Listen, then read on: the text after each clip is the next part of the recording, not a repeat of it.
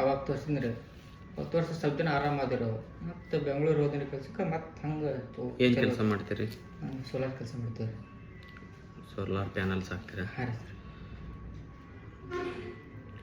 ಅದು ನಿಮಗೆ ಏನಾಗಿದೆ ಅಂದರೆ ಅರ್ಟಿಕೇರಿಯಾ ಅಂತಂದು ಹೇಳ್ತೀವಿ. ಅರ್ಟಿಕೇರಿಯಾ ಅಂದರೆ ಅದು ಕನ್ನಡದಲ್ಲಿ ಪಿತಿಗಾದರೆ ಅಂತಂದು ಹೇಳ್ತಾರೆ, ಮತ್ತು ಚುರುಚುರುಕಿ ಅಂತಂದು ಹೇಳ್ತಾರೆ. ಅದು ಹೆಚ್ಚಾನೆಚ್ಚು ಈ ಥರ ಕಂಡೀಷನ್ ಇರೋ ಪೇಷಂಟಲ್ಲಿ 50% ಜನಕ್ಕೆ ಊಟದಿಂದ ಬರುತ್ತೆ. ನೀವು ನಾನ್ ವೆಜ್ ಎಲ್ಲ ತಿಂತೀರಾ? ನಾನ್ ವೆಜ್ ತಿಂದರೆ ಬರುತ್ತೆ. ಕೆಲವೊಬ್ಬರಿಗೆ ಹಸಿಮೆಣ್ಸಿನ್ಕಾಯಿ ಮುಳುಗಾಯಿ ತಿಂದರೆ ಬರುತ್ತೆ. ಕೆಲವೊಬ್ರಿಗೆ ತೊಗರಿ ಕಾಳು ತಿಂದ್ರೂ ಬರ್ತೈತಿ. ಇಂಥದಕ್ಕೆ ಫುಡ್ಡಿಗೆ ಬರ್ತೈತೆ ಅಂತ ಗೆಸ್ ಮಾಡೋದು ಕಷ್ಟ.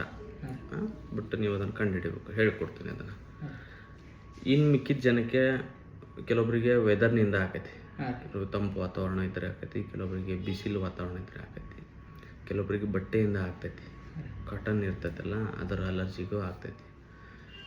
ಸೊ ಇದು ನಾನು ಮೆಡಿಸಿನ್ ಕೊಡ್ತೇನೆ. ಸ್ವಲ್ಪ ಕಟ್ತಾ ಎಲ್ಲ ಗಾದ್ರಿ ಹೇಳೋದು ಒಂದು 2 ದಿನಕ್ಕೂ ಕಡಿಮೆ ಆಗಿಬಿಡ್ತೈತಿ. ಬಟ್ ಕಡಿಮೆ ಆಗೈತೆ ಅಂತ ಮೆಡಿಸಿನ್ ತೊಗೊಳೋದು ನಿಲ್ಲಿಸ್ಬಿಡ್ರಿ. 1 ಮಂತಿಗೆ ಕೊಡ್ತೇನೆ ಈಗ ಸದ್ಯಕ್ಕೆ.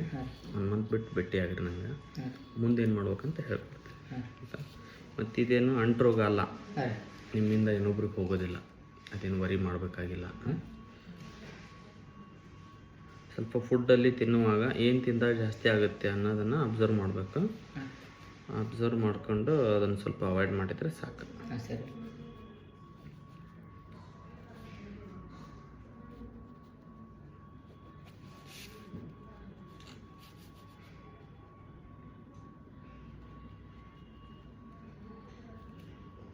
ಆ ಮೆಡಿಸಿನ್ ತೊಗೊಂಡಾಗ ಕಡಿಮೆ ಆಕಿತ್ತಾ? ಹಾಂ ರೀ. ಹ್ಞೂ ರೀ, ಒಂದಿನ ಕಮ್ಮಿ ಆಗತ್ತೆ ರೀ. ಅದು ಅವತ್ತು ಮರುದಿವ್ಸ ಕಡಿಮೆ ಆಗ್ತದೆ. ಮತ್ತು 1 ವಾರ ಕೊಟ್ಟು ಏನು ಮೆಡಿಸಿನ್ ತೊಗೊಂಡಿದ್ರಿ? ಟ್ಯಾಬ್ಲೆಟ್ ಕೊಟ್ಟಿರ್ತೀರಿ. ಟ್ಯಾಬ್ಲೆಟ್ ಕೊಟ್ಟು ಇಂಜೆಕ್ಷನ್ ಮಾಡಿರಿ.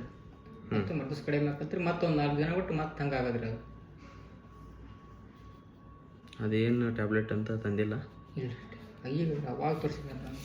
1-2 ತಿಂಗಳು ತಿಂದ ಮತ್ತೆ ಮೊನ್ನೆ ಬೆಂಗಳೂರು ಹೋದ ಮತ್ತೆ ಹೆಂಗೆ ಆತ್ರಿ. ಅದು ಒಂದು ಇಂಜೆಕ್ಷನ್ ಮಾಡಿಸ್ತೀನಿ ನಿಮಗೆ. ಇಂಜೆಕ್ಷನ್ ತಗೊಳ್ರಿ.